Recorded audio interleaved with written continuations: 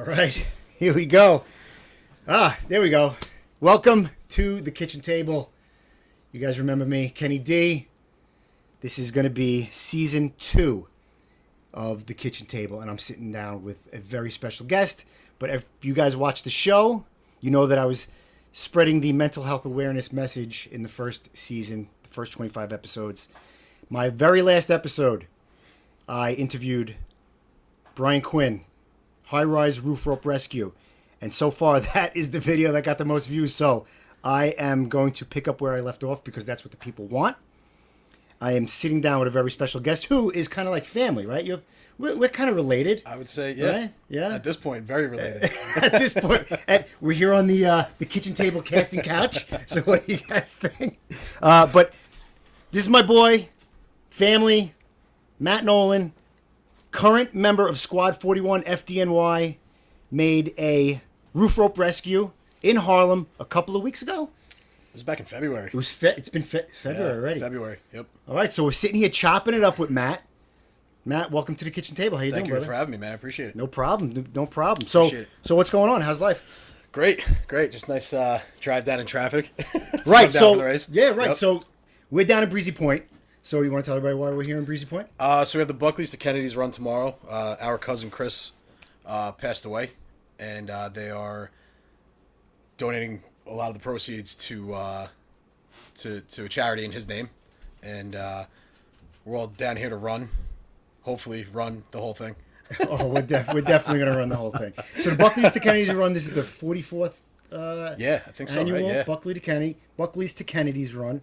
This year we are running for Chris Tucci, for the Live Like Chris Foundation. Chris died at a very young age due to an undiagnosed heart condition, which if you guys watch the show, you know that I put the link up all the time. I talk about it all the time. So this year we are running for Chris, and we're trying to get some funds for the nonprofit livelikechris.org. So you guys got to check it out. Donate, all that stuff. By the time this video comes out, it'll be way past the run. So I'll update you guys on the run and everything like that. But anyway, so Matt, tell me about, where you're from and... I'm up in New Windsor in Orange County. Okay. Kind of all over the place when we were younger. Lived in Brooklyn for a very short bit, Long Island for a little bit, and then we settled up there in New Windsor. When did you live in Brooklyn? We were there probably right after I was born. I think we went out to the island. Were you with were they with Marine Park or? I think so, yeah. Yeah, Marine Park. I was like an infant when we went out there. My dad's whole family's out east. Right. So now your dad was a cop, right? Yes. Yep. Where did he work? He was he started off in Brooklyn. Took the sergeant's test. He was one of the sergeants that replaced all the sergeants after the whole 7-5 debacle. Oh, no shit. Yeah. Get out of here. So, funny story with that. Like he said, like it was one of his first tours there, and like the guys that didn't do anything wrong were pissed. And right. So they were like, they destroyed everything. So he's like, they got there, like the locker rooms were messed up, the cars were messed up, and dude, that is the that's 7-5. You've seen that documentary? Oh yeah. That guy is. I mean, I can't even believe he got away with what he got. Yeah, got away right, with. And now right. he's still like out doing podcasts. He's got like a cigar company. He's got like a cigar with like the dude that like his drug dealer. Yeah. That he was. Yep. So your father went in right after that. Like right after that, he was like I think they made a bunch of sergeants, and they were like, "That's where you're going because there's nobody there anymore." I guess they cleaned house. Yeah, they cleaned house after that. Yeah. Holy shit. Man. So then he did that. He got into ESU. Oh, and, nice. After we went upstate, he was in, I don't know like the whole timeline, but he ended up in Truck 4 in the Bronx.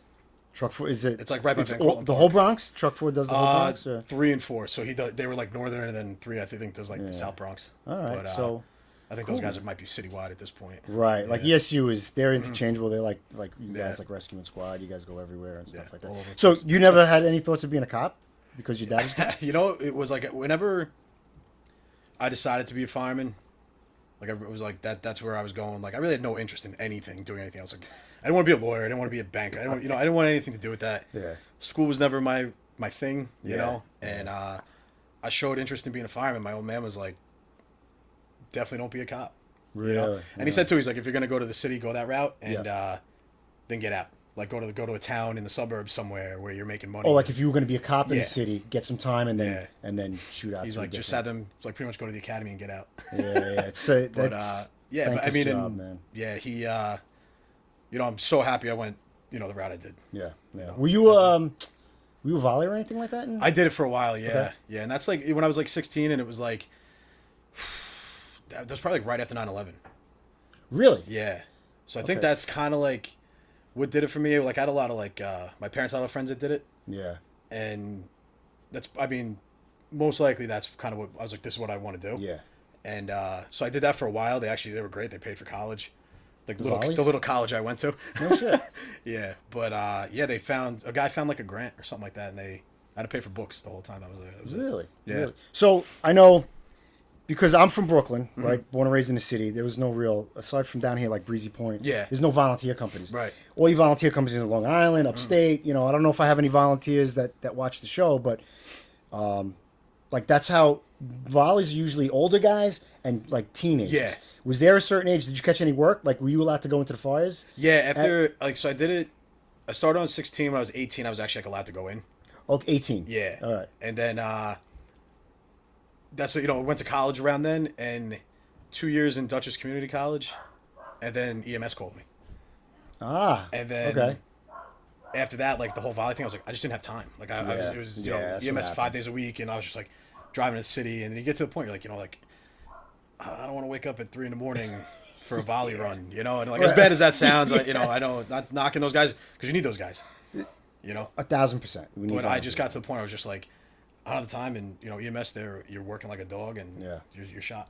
Well, that's kind of what happens, like with the volleys. Like I see it a lot. And I'm not a volley, and again, like you said, we need volleys. Thank you for the volleys out there. We like breaking your balls on the FDNY, Yeah. but that is what it is. We need volleys. If I live upstate, if my house goes on fire, fucking, I need somebody to Right, come yeah, put the house exactly, out. yeah. But again, you get a lot of teenagers that start, Right. but they move on to college, they get wives and move away. Yeah, it's like that. I And feel like it's just that natural progression. Like it's a natural progression. And guys do. I saw a lot of guys. They did that, and they came back after like things settled down in their lives, and Right, they're able to come back. And my life, nothing's ever hasn't really settled down yet. Kids, Why is that? married, Yeah, kids, another kid on the way. Really? Yeah. Ah, Yep. Congratulations, And brother. another, Is this news to? Is this first? I thought announced? everybody knew. I thought you knew. Nobody tells me. Nobody tells me Yeah, nothing. Jen's due. My wife, she's due in October on Halloween. Really? Yeah. Nice. Yep. Congratulations. Yeah, I'm so it's, happy. That's the great. The third boy. So Oh, you already know. yeah. Wow. Yeah, so it's gonna be us breaking up Takes fights. a man to produce Yeah. a man, right? Yeah, I told her, it's like we're just gonna be breaking up fights the rest of our lives. It's Oh, fine. dude, It's that's gonna be great, great. man. Good for you. Yeah. So That's awesome. yeah, just like and then like work, and then I did, like I said, like I did the volley thing, and then like Yeah. I think that just kind of cemented it. Like it's awesome. Like it's Right. fun, and it was like, and then once EMS called, I was like, cool, like I'm going, obviously, and once again, like thank God for my father, because he was, I was 20 when I got an EMS. Okay. Yeah, because you And- can't be. You got to be 21 to get on the fire department, Right. right? So- So you can get on a 20 in EMS. When I got it through the academy, he's like, all right, do all the pension paperwork now. And I was like, pension? Like, what the heck? I don't need the pension. Like, I'm 20, Yeah. And thank God he stayed on me with it, because now, Yeah. like, it kept me in tier 2, and all the time counted, and I had to, Right. like, these Right. poor guys in tier 3. I know. Like It's there was getting better, but there was a thing when they weren't letting guys transfer their time over that came from EMS. Yeah, something like that. Now I think they can, but they got to pay for it. And So when did Something you like that. get I on don't know. EMS? January of 07. January of 07. Okay, Yeah. I was on the fire department about 4 years. So and you knew from day one you were like, I'm going fire. Yeah, oh, yeah, Yeah, definitely. and that was Yeah, and EMS, like you said, like you need that job, but it's a tough job, man. It's tough to. The guys who do 25 years are, I don't know how they do it, man. I believe they're underpaid, Yeah. overworked. I mean, they take the most shit out there. Like, you were in an engine for a Mm-hmm. Yeah. while, and you know how it is. We get the engine runs, we go on the medical runs, and we just hand them off to Right, yeah. EMS, and Yeah. they got to deal with them into the hospital. So Yep. those guys need to get paid more. They need to hire more of those guys, give Yeah. them better. Especially like this time of year, the summer is rough, man. Like you're waiting a while for a bus, and Yeah. we don't have any. Yeah, that's for sure, man. So, And but especially up in where we work yeah, too. yeah. So, all right. So you got any memorable runs in EMS that kind of bugs you out or what? I mean, I was in a good spot. So actually, where I am now is where I was EMS. So I was in the South Bronx. So I got like, Okay. there's a lot of shootings, a lot of stabbings. Did I ever run in with you on any runs when you were EMS? I don't think so. Because think we, so, right? you know what it was? The South Bronx was so busy. We were never never sent ran over into to Harlem? Harlem. Never. No. Huh? Yeah. All right. Unless it was like we had to go take someone to a hospital there, but then they would pull you right back. Yeah, yeah, You know, yeah. they needed as many buses in the South Bronx Yeah, you can get. man, that's for sure. Man. The South Bronx hasn't changed much. No, over the years. no, it's we like- got anything like you remember? Like I talk about, you know, I've been to shootings, stabbings, like crazy shit. You know, Yeah. like only regular people see maybe that once or twice in their whole life. Right, Like, yeah. guys like you working in the South Bronx, probably seen that shit for 6 years.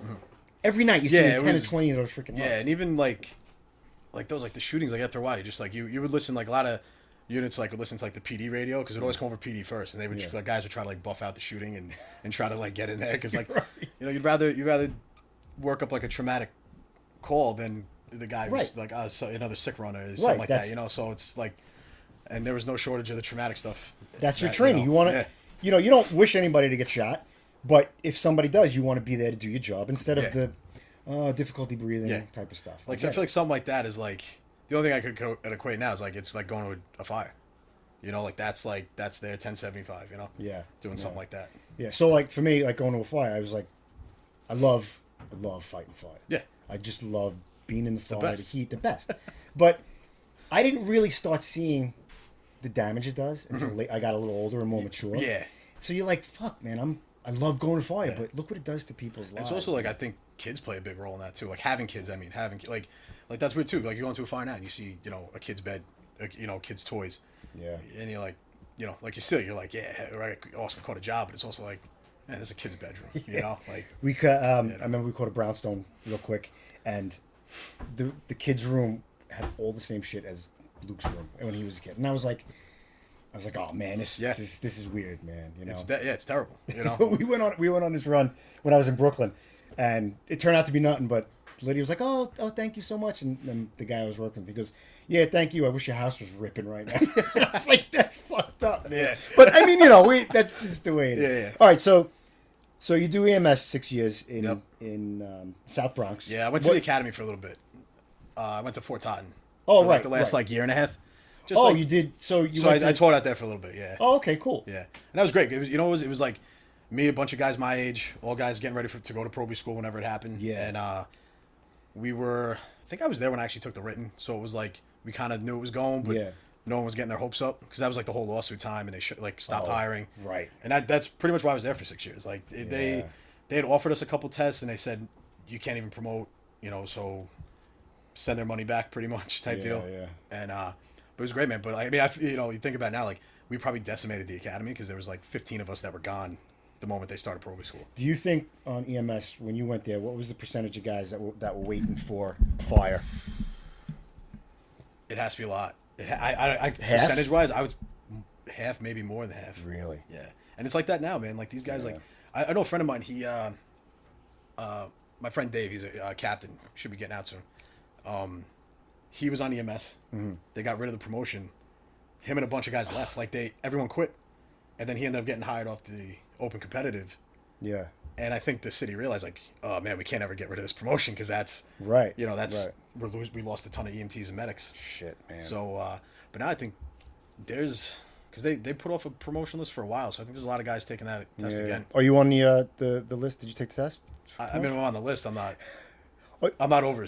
passing on the list, but I'm on paper. I took the test. Oh, you took the test? Yeah. You know what it was? I didn't really study for it because I kind of like I knew I wanted to go to 41. Yes. I knew I wanted to go into SOC, and when the test came around and like everyone's studying, I'm like, I don't know if this is really what I want to do. Like I don't know if I want to be a boss. I don't know. I like, you know, I like going into a fire. Like bosses go into the fires, man, but I like being the guy that works. Like I like that, you know. Yeah. And it didn't interest me at the time. Like when I was in Proby school, man, I was hitting the books hard. Like did really well academically in Proby school. Yeah. And then if I had kept that going from that for you know however long it took to be eligible for a test, but I probably would have done a lot better. But it just wasn't really on my radar at the time. You know, and now I'm happy, very happy where I am. Yeah. So you know, I know they tell you don't get out of the books. Yeah. Because once you're out of the books, you're out. It's hard to get back in. It's hard to get back in. Yeah. And I mean, like you do an evolution, you'll read the evolution or whatever. That's different than actually studying. Yeah. Once you're out of that, it's really hard to get back in that. So anybody that's out there freaking studying that's on the fire department, if you're a young guy, stay in the books. Keep it going. Stay in the books. Yeah. All right, It hits so with the and or, and like I hate that. Like, is it this and this or this or this? And you're like, like that one little word. It's like one little word. If you don't read that a couple times, you're never gonna remember that. I was never good at the studying thing. I'm more of a hands-on guy, and that's how I learned. Even in fires, like okay, I can read. Okay, you stretch your line. Like, I need to just gotta do it to do that stuff. Yeah. All right, so 6 years in EMS. What was the station that you were at? I was in 55. 55. Yep. All right. It was the old Engine 71 and Ladder 55 house. Like it was their quarters? Yeah, it was their old firehouse. So it was no like shit. 159 in Park in the Bronx. Okay. Yep. All right. Yeah. So you're definitely a little further up than where Yep. 59 would go. Like we go over the bridge a couple times, but not to 159. Right. Unless there was a multiple up there, we'd go. Cool. All right. So EMS. When did you get the call for fire? So it was funny. So when we took the promotion, everyone cross-filed. Just you're on both the open and the promotion. So I was number 11 on the promotion with like a 98. Okay. And then I got my open competitive number and I was like 9,500 something. So I was like, all right, I guess the promotion's the way to go. And So for anybody that doesn't know what we're talking about, when EMS is a part of the FDNY. They merged in late 90s. I want to say 96. 96. Like so mid to late 90s. You were able to get promoted from EMS to go to the FDNY. Or you could just take the civil service test again on your own. So that's what we're talking about. Promotion test or just civil service tests. So you took the promotion because you were 9, you said, on the list? No, I was 11. Yeah, 11. 11 on the 11, list, and you were 9,000. 9,000 something on the open competitive. So I think I know which way you'll go. Yeah. So, and it was crazy, man. Like, it was, my whole class was all EMS. It was all, like, it was cool, too, man. Like, I had great time in Proby school. Yeah. Loved it. Like, great squad. Still, like, we still do stuff together. Still meet up. And that's cool.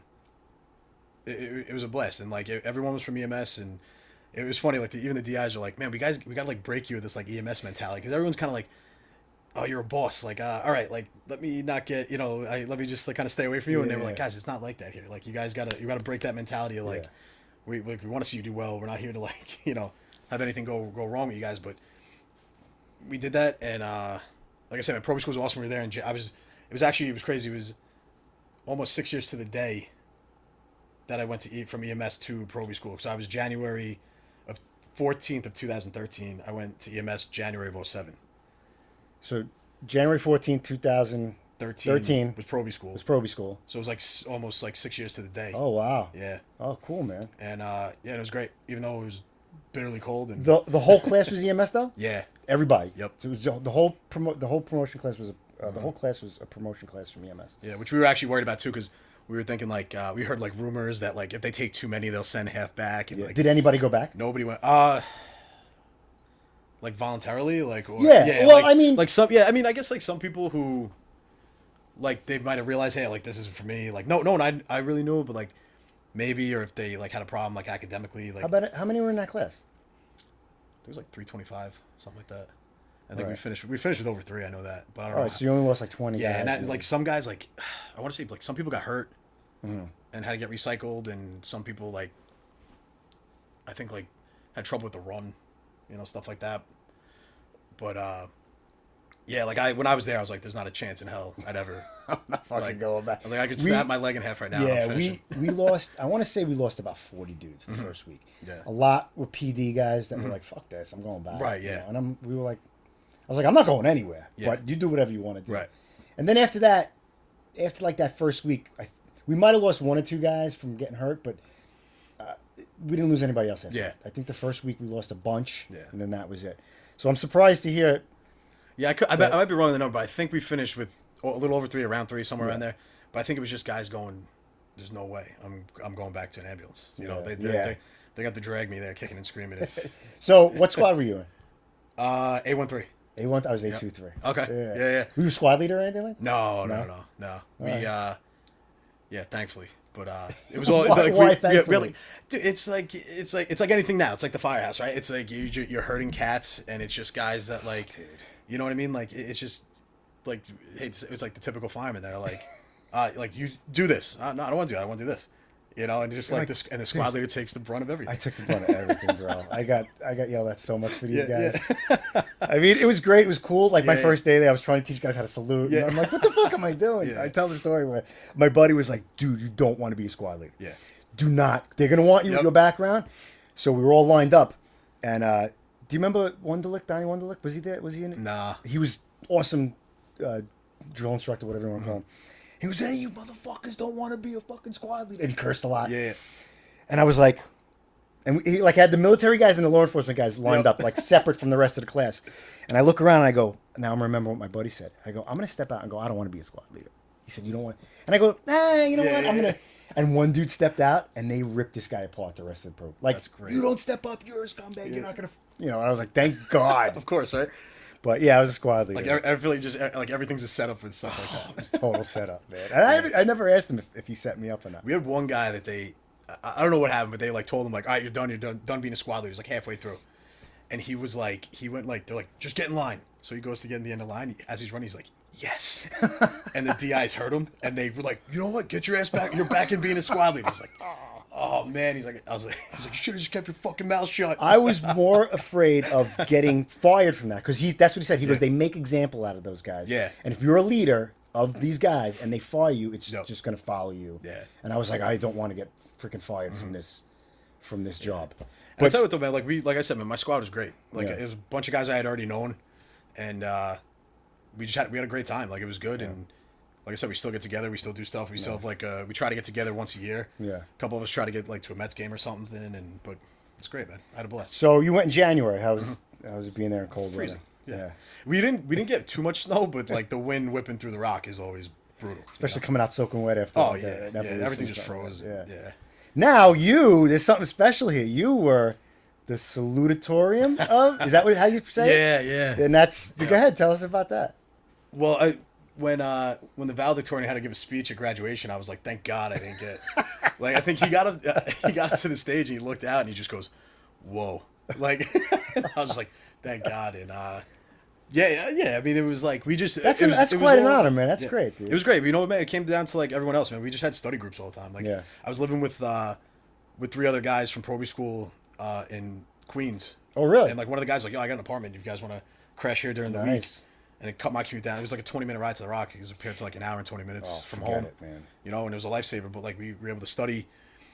All the guys from my squad, we would study like in the mornings and stuff like that. So it really is like I think it was just like luck of the draw. Like we had everybody else was like 3, 4, 5, 6, 7, 8, 9, 10 too. You know what I mean? So it's like it's just like luck of the draw with that. And once I saw the speech had to be given, I was like, all right, I'm cool being second on this one. Well, good, man. That's quite an accomplishment, though. Did that follow you in the firehouse? Did the guys break your balls a little bit about that? Did they find out? I don't. 84. I think it might have came out eventually, but like no one like it was kind of like one of those things like, oh, that's great, but now welcome to the real world, right? You know, nobody gives a shit, bro. yeah, no one cares, man. Cool. What was the hardest thing in Proby School for you? I mean, like FST sucked, but it was great. I loved it, but it was like that was one of the things. It was tough, and like it should remain tough. Like that's absolutely as close to like, you're not gonna be doing every single one of those things at a job, but you're gonna be that tired. Yeah. You know. Yeah. And I don't know, man. Other than that, like I don't know. Like I think I was just so happy to be there. I was like, I think they could have told me to like go around and like clean toilets with a toothbrush all day and like, all right, fine, like whatever, cool. As long as because you coming from EMS, you're like, this is Like you never had a moment where you were like, oh man, I don't know if I'm cut out for this. No. I did. I definitely did. Yeah. If you listen to the show, I'm not gonna go into that. That was fucking. But, like I was like, alley. That sucked too. I got a funny story about that. That was. We were doing it. Like I said, it was freezing. So like the instructors had burn barrels going. And, so like you do Motivation Alley and you reset the line. You do it 800 times. Mm-hmm. So that the burn barrel, like I happened to be like the guy, like you rotate around and but I pull the thing back and I guess I got a little too close to the burn barrel. And one of the instructors like sees me like near it. Like, are you fucking kidding me? What are you fucking cold? You gotta sit next to the burn. And I was just like at first I didn't realize the guy's yelling at me, you know? Yeah.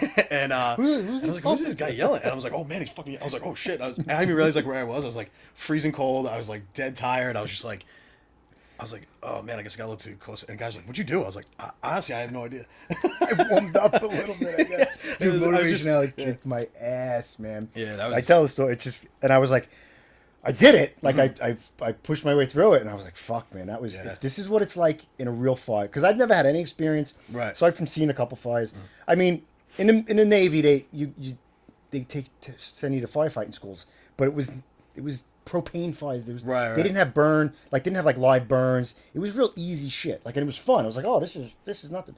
But pushing that 2.5 and being the fourth guy on the line, finally getting to the front, I was like, holy shit, man. I don't know. If And the this worst is was what too, it's like we were there in the dead of winter, so they were like literally taking like rock salt and throwing it down. So now like on top of the ice, now you got rock salt. You get like, and he's just trying to push this line down. And it was, and they're jacking up the pressure on you. So it was brutal. It was great. So cool. All right, so you get Proby School, salutatorium, fucking breezed through Proby School, had a great time. I wouldn't say breeze, but yeah, I had fun. I had a good time, man. Good, Yeah. man, good. So where'd you get assigned? 84 and 34, Washington Heights. And is that where Harlem meets the Heights? That's it. Yep. All right, great house, great companies. Oh, I loved it. So tell me about getting assigned to 84. Got assigned to the engine. The whole class got assigned to engines right out of the gate because we were like, No one went to a truck. no, because we were the first class in like I think like 5 years, Oh, a lot somewhere of around guys- there, maybe a little over.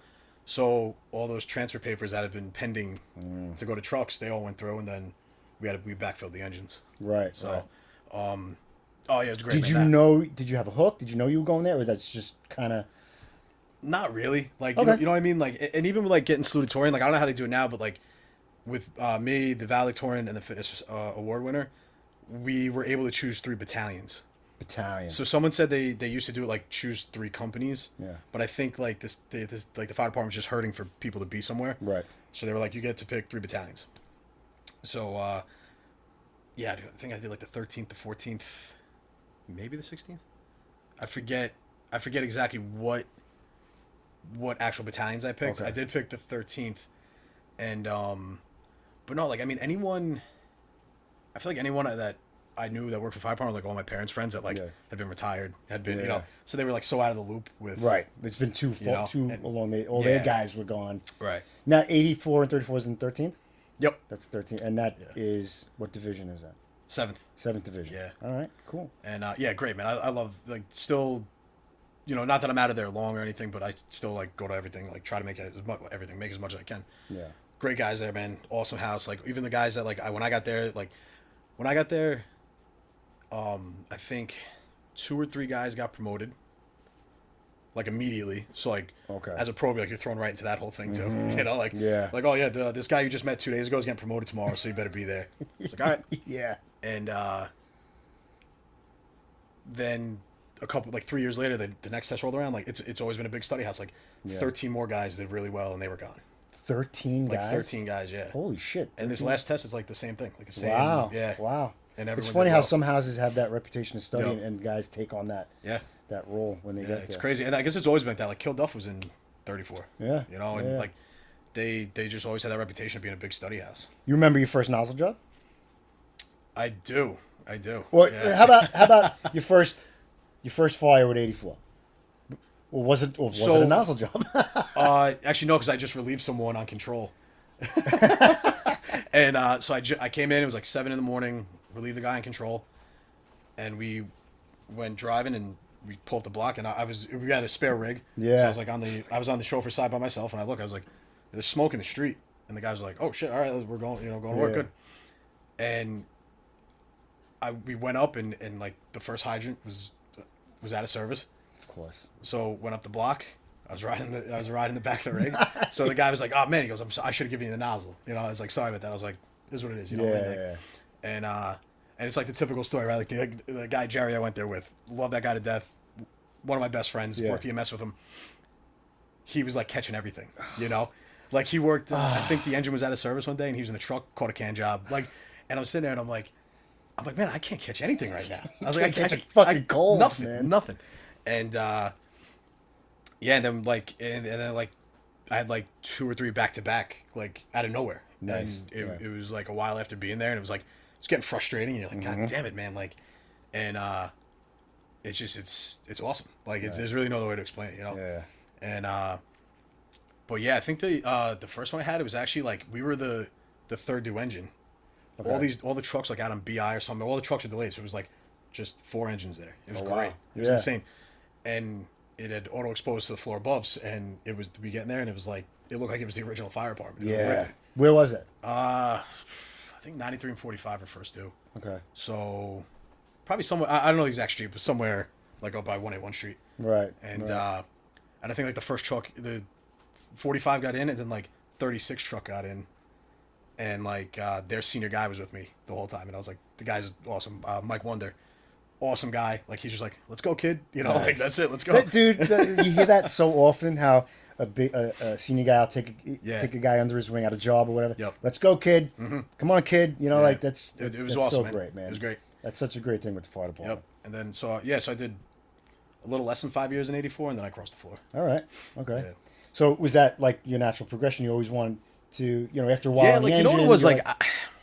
I never like gave it like that much thought, and then like after doing a couple of tours there and stuff like that, and just working over there every once in a while, and I was like, yeah, this is awesome. Like this is what I want to do. Like more involved with the tools, more involved. Like actually like getting off the rig on pretty much everyone and doing something. Yeah. Like you're Yeah. and pretty much gas leak you could take a door. You know what I mean? Especially that neighborhood, you can find Right. a door to take. Right.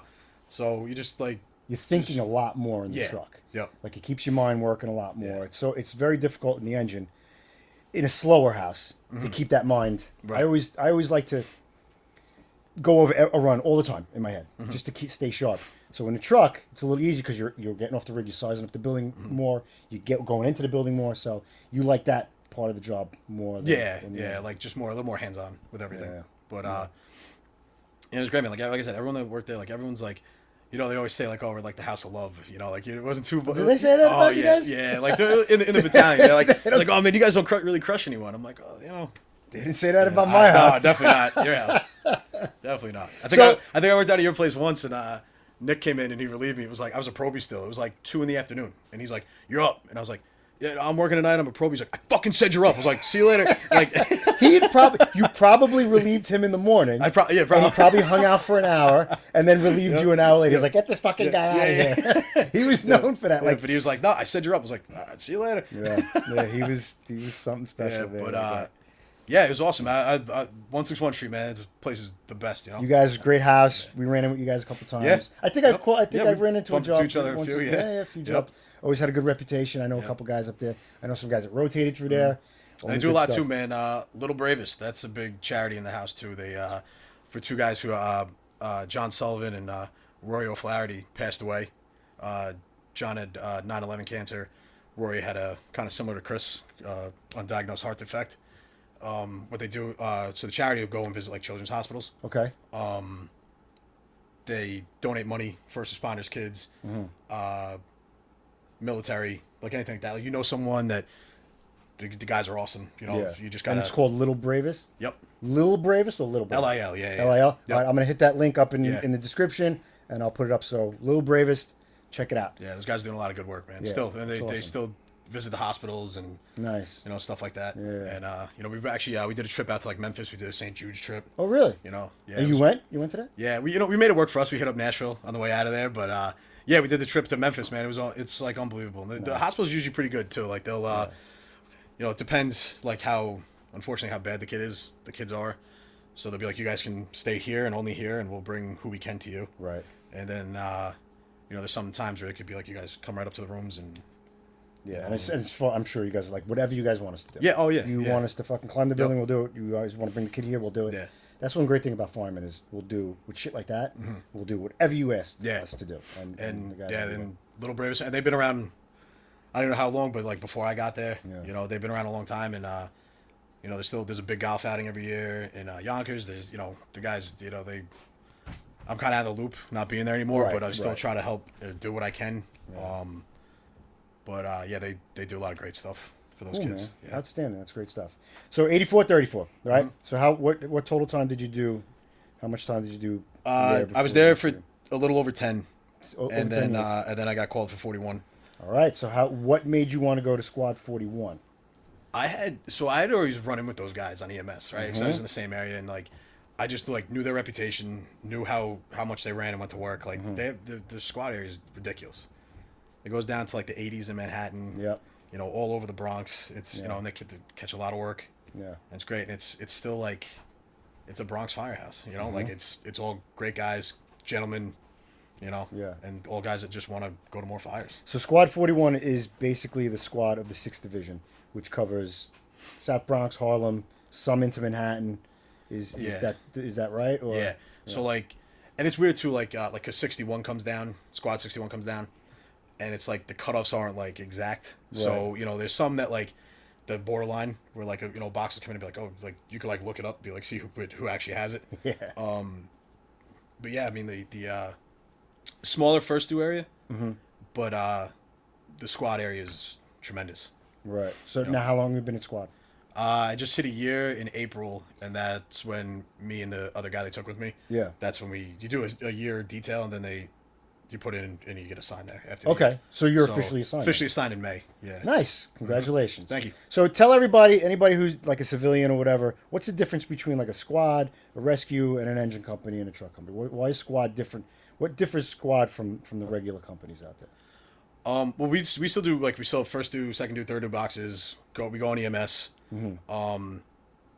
We get all the same training as a rescue, just not scuba. Okay. And their rigs obviously are massive compared to ours. So they carry a lot more. What's the what's the extra training that you guys get that regular engines and trucks don't get?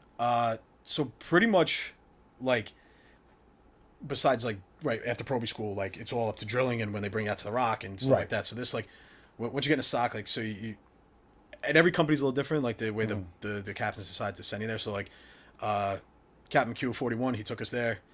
We worked in the firehouse for a couple months, and it's great because now there's new blood, so guys are like, all right, let's go over this, let's go over that, let's a lot more technical.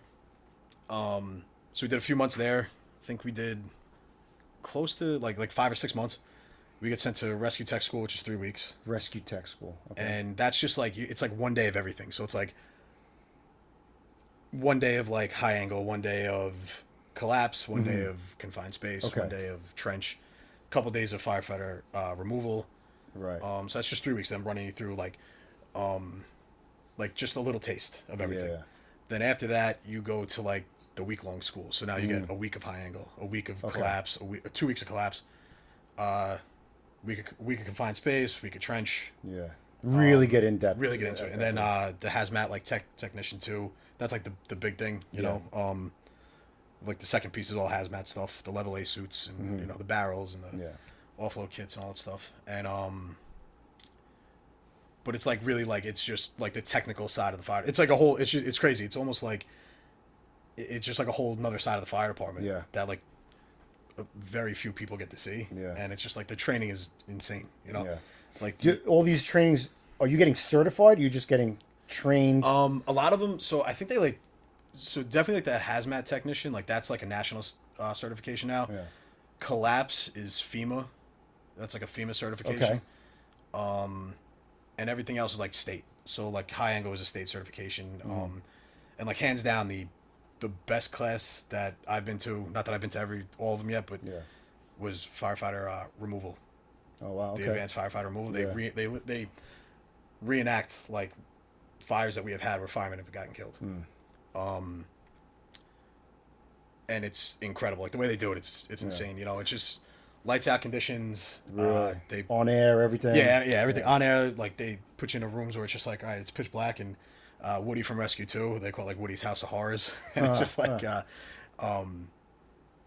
you just go in and he's like, all right, like listen for the pass alarm and figure it out. Yeah. You know. Unfortunately, a lot of our procedures and evolutions have come because of firefighters who've died in fires, and guys have to get them out, and you learn from that stuff how to get them out, what went wrong, and a lot of things change when a guy dies, and they bring an evolution to change it.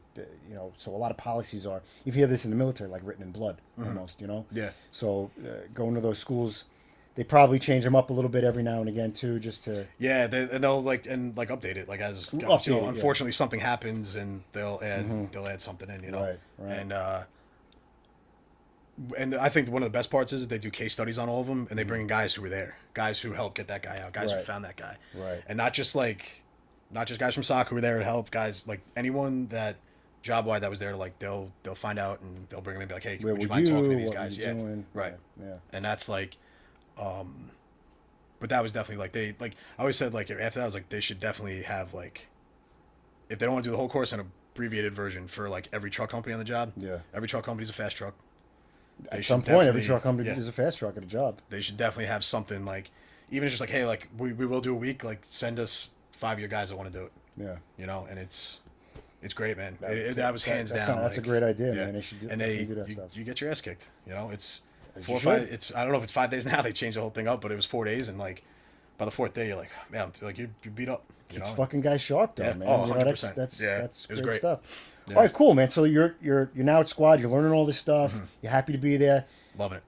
Yeah. Is it like going? Is it like being a probie again? Even though you got like 10 years on a job. I mean, like yes and no. Like it's weird like that. Like it's Yeah. that weird like transition. But like no one's ever treated me like that personally. No Right. one's ever been like, yo, dude, like sinks over there. You know, like right. there's a guy who just aged out. He was like, you'd have to like he would beat you to the sink. Like, and he wouldn't care. He'd be like, no, like I'm here. I'm good. For people that don't know, probies don't get assigned to squad and rescue companies. It's all senior guys with a certain amount of time on the job, guys with a lot of experience, guys that have been waiting a long time to get there. So because probies don't have any experience, they don't send them to companies like that. Right. So I asked because when you get to the firehouse at 84, you're a probie. You're in the fucking sink. You got a mop. Da da da da da. Yeah. But when you get to a company where it's all senior guys and you got 10 years on the job, they treat you like a gentleman. You're still gonna do Yeah. that stuff, Yeah. but everybody does it. not just- Everyone does it. Yeah, Yeah, no one's like, no, you're not like, no one's like looking for like, yo, we're like, how come he doesn't have a broom in his hand? Right. You know, it's not like that. Yeah. And- I got 15 years. You got 12 years. Why don't you? It's not yeah, like that. But no, it's great, man. Like, yeah, everyone, everyone's pitching Cool, in. man. Yeah. So you get all this training, you do all this stuff, and you wind up doing an evolution that we all know, that Yep. we've all trained on hundreds and hundreds of times.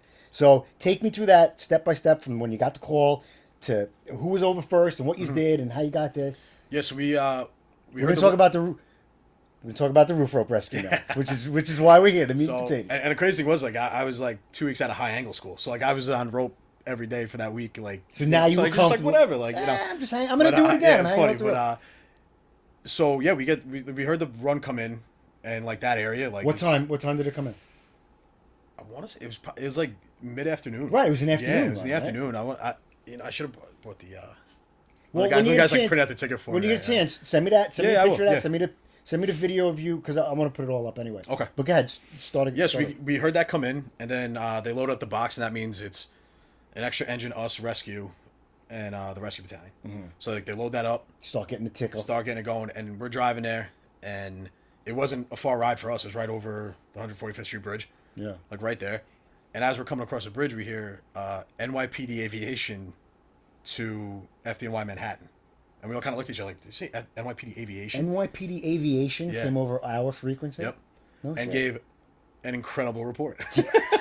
Like Get outta the guy, here. it turns out, like I guess someone said like the guy had done that in the Bronx, in Brooklyn before. Like they were like up there and they saw smoke and they, He's a fire buff, man. I guess, yeah. But it was awesome because like he's like, hey, just let your units know, you have multiple people hang at the top floor window of the 3-4 corner. Really? So when we he heard that- said 3-4 corner. Yep. So we were Oh, like, this guy's this guy's a closet Valley fire somewhere, buff, bro. yeah, He's right, yeah. So we were all like, oh shit, like great. So well, in 41 we split up the guys. Like so we have the outside team, inside team. Outside team usually goes to the roof. Inside Okay. team stays with the boss. Checks like the upper floors. Where was this building? Where was the fire? St. Nick Place. St. Nick Place. Yeah, it's actually directly across from where Mike was, Davidson. Oh yeah. Yeah, it was like right same. It was like pretty much like kind of diagonal. Oh man. Yeah. Yeah. So we got there, pulled up. We knew exactly we're going to the roof. Mm-hmm. 20. Someone was climbing 28's aerial with a saw, so they were a little slow moving. I'm like, shit, like Tough climb though, I right? didn't see 34 was set up just Yeah. on the other side of it, and I look, I was like, oh, no one's on that one. So we go, and I knew the chauffeur, and I was just like, hey Phil, we're using your aerial.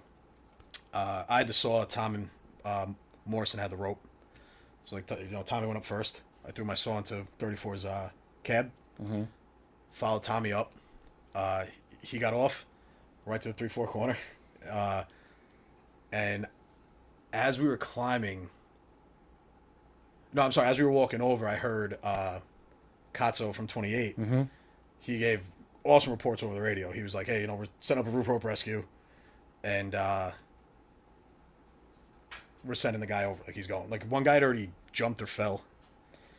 Right. So Yeah. there were four people. Four people came out those windows. The first person either jumped the Yeah, there's a video of it somewhere. It's pretty brutal. Oh, But man. he's like hanging. It looks like he's trying to go hit the windowsill below him. Oh, he's hanging from the Hanging window. from his Maybe window. trying to swing himself into the. It looked like it because he hit that.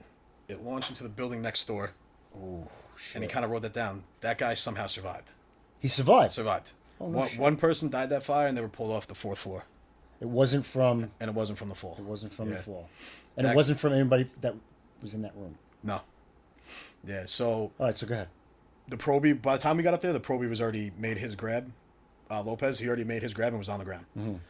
Proby from 28 truck. 28 truck. Yeah, His who name's had, Lopez. Yes, who had the roof. He already made his grab and was down. Katso was there, and he handed Tom Morris. He clipped in. He handed Tom Morris on the rope, and he goes, "You have to lower me. We got someone else out the window." So I was just a guy watching the edge, like telling Tom to stop and go. Like, Okay. that's all I was doing. By this point, Matt Murphy, and this is all like in a matter of like 15 seconds. Yeah. You know, it's not a long time. Matt Murphy from Rescue 3 comes up. Matt's a rope guy. Mm-hmm. Matt was a 34 truck guy, so I knew him. You guys worked together, I never worked with him. He was in Rescue 1 when I got there, Okay. and then he went to 3. but you knew him. I know Matt, yeah. He was an instructor at High Angle School. The guy like does tours in the Gunks, the Shawangunk Mountains. Like I he's a mean, rope guy. He's a mountain Like climber. that's the Yeah. guy you want up there. Like I saw him, I was like, cool, we're good. Like we're good. Matt, as he was walking up, was kind of watching everything that was going on. The first 2 ropes didn't have a substantial object, so like you tie the rope off and that's what you lower on. Mm-hmm. So the guys put their feet on the parapet, and it works great. It works. It's worked in you the know? past. And Matt saw the gooseneck, and he just proactively, well, I'm tying off another rope. So we lower Katso to the window. He makes his grab, and the guy immediately grabs the rope, trying to just get out of there. Like the guys wanted out. Oh, man. And Mike's yelling. He's like, grab my neck. And wasn't listening. He was just like, all right, just let's go. You know, and Mike, I felt bad. He had I could give you a picture of it. He's got a horrible grip on this guy. Like, Oh man.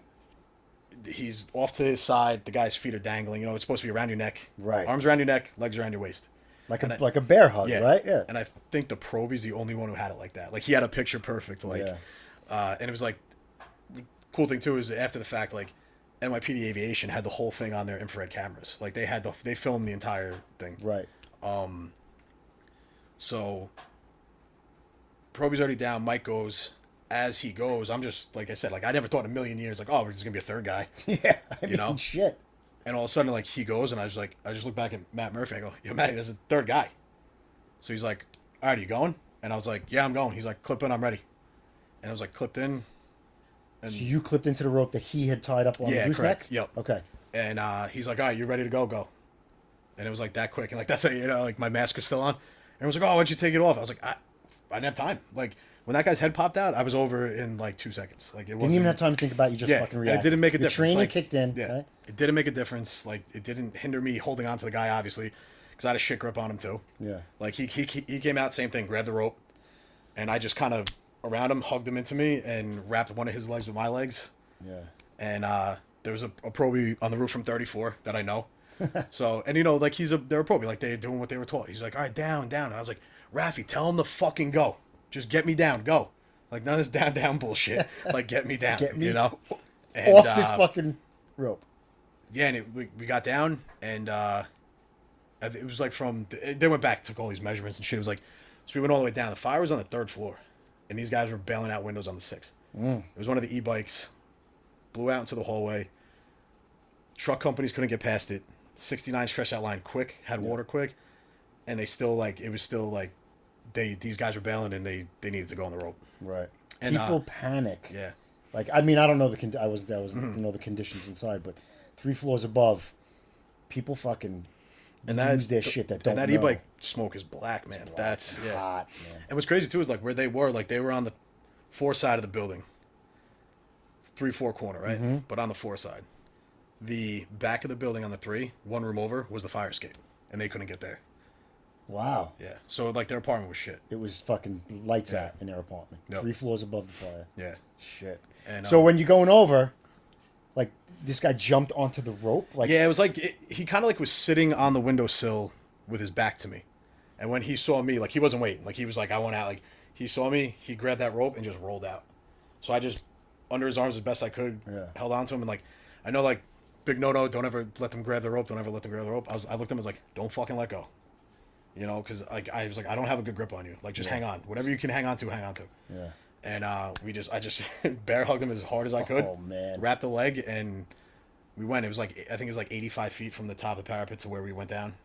Really? Yeah. So we got lowered 85 feet, and then yeah, we got down like and, like just that adrenaline rush is like, it was insane. Like the best thing I can like equate it to, like that scene in like Black Sheep with Chris Farley, like when he falls down the hill. And he gets to the bottom. He goes, "What the hell just happened?"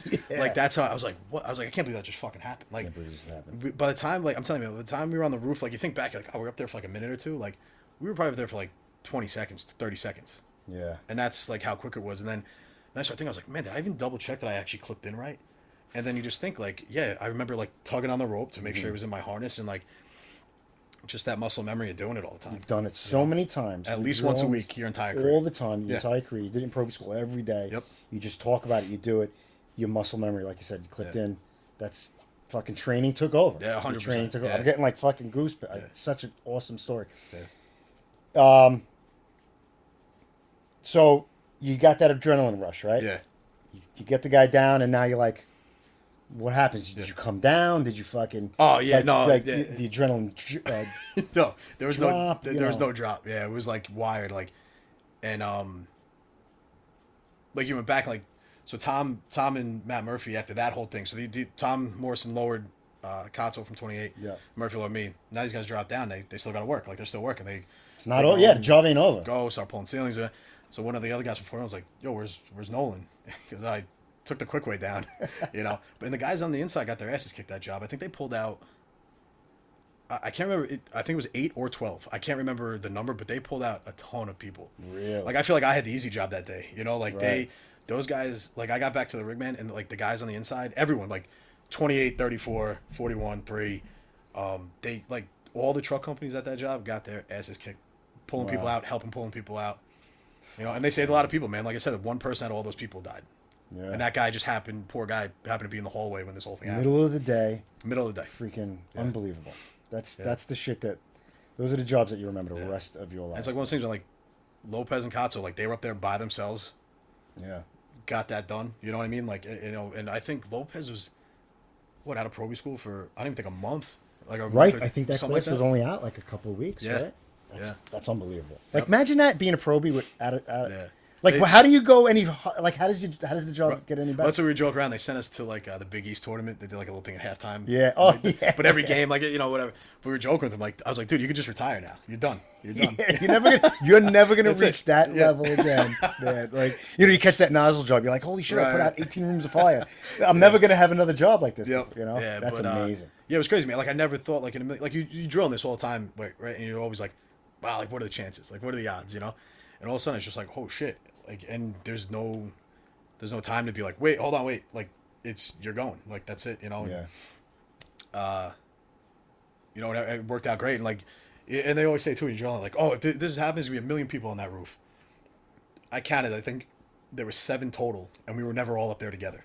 And it worked great. Like, it was like, nobody was like, no, that's my rope, this is my, you know, it was all like, you're going, go, good. You're going, I'll lower you, go. There was no egos involved whatsoever. Yeah. Now, that's great because you could see guys, like people could think, oh man, this guy, I'm going, it's my fucking rope, or it's my roof, or whatever. And like, bro. Like, I went over, it was like, thanks to Matt, man, I went over on Rescue 3's rope. Like, it wasn't our rope, you know, it was his, you know, and, you know, he could have been like, nah, lower me. He would have been like, you're not wrong. You know? Great stuff. So I heard after the whole thing, they had the press conference without you. Yeah, they told us they were going to tell us about it. Then we watched it at the firehouse. Yeah. Hey, I supposed to be there. Yeah, that's fine, though, man. Like I was just been like the idiot standing in the back, like you know. Have you seen Cotto and Lopez since then? Yeah, I actually just saw them on at that game, and then Metal Day. We just did Metal Day. Oh, okay. Yeah. 69-28 did Metal Day, right? Yep. Yeah. So we did that, and I was with the pipe band, so we. Oh, that's right. You're with the pipe bands and drums and stuff for the fire department. Dude, you do it all, man. What don't you do? No. Salutatorium, 84, 34 squad, roof rope rescue. I play the fucking drums. Yep. Good for you, man. That's great. So it was crazy, but it was quick, man. That adrenaline rush is nuts, you know. Yeah, dude, you're gonna go down in history, man. I'm so happy for you. Yeah, it was it's crazy too. It's like the thing is like it was the first triple roof rope rescue ever. Ever. Yeah. It's so crazy because Roof rope rescue happens usually maybe once, twice a year. You Yeah. hear about it, and in the last couple of years, there's More been a often. bunch of them, and then 3 at one job. Yeah. And is honestly, I don't know if it's insane. these e-bikes or just like the stuff that's burning that's faster and hotter, but yeah. Yeah. Well, these e-bikes are they're lighting everything up, man. Yeah. It's crazy. Yeah, It's they're crazy. crazy. Yeah. But good for you, man. So I don't know. That's it, man. I mean, we've talked a little while, and how long have we talked? We're on just about under an hour. So Yeah. we'll let you fucking end it this way. All right. All right. I appreciate thanks, it. Thanks for sitting down with me and coming Thank you. down, cousin. All right. Remember, Go it must be true if you heard it at the kitchen table, and we'll see you at the big one. Take care. Awesome, Awesome, bro. man. That was really cool.